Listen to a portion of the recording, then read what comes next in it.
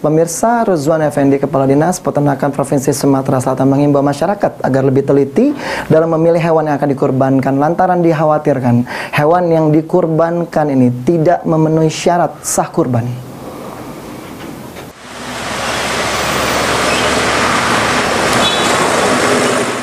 Dinas Peternakan menghimbau masyarakat agar lebih teliti dalam memilih hewan yang akan dikurbankan.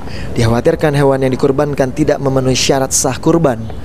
Setelah melakukan monitoring di beberapa peternakan hewan kurban, Kepala Dinas Peternakan Sumatera Selatan Ruzwan Effendi mengatakan hewan kurban yang ada di Sumsel telah bebas dari penyakit. Beliau menghimbau agar masyarakat lebih teliti dalam memilih hewan kurban. Pasalnya, setelah dilakukan monitoring, terdapat hewan kurban yang belum cukup umur. Untuk hewan kurban jenis sapi, salah satu cara mengetahui sapi yang siap dikurbankan adalah dengan melihat kondisi struktur gigi.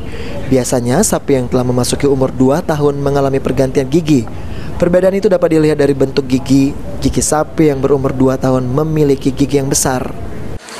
Ini apalagi kalau untuk orang-orang yang memang selalu melakukan ibadah kurban, ya tentunya harus kita ini. Dan apabila ada ditemukan, kita langsung memberikan informasi kepada pemilik untuk diganti. Masih ada waktu ke depan, mungkin akan kita lebih intensifkan lagi, sehingga tidak akan kita temukan atau memang akan kita ambil tindakan yang lebih cepat untuk mengganti, atau apabila kita temukan memang kurang cukup umur atau memang tidak memenuhi syarat. Banyak orang yang mengira jika sapi yang memiliki badan besar pasti memiliki umur yang lebih tua. Lutfi, PAL TV.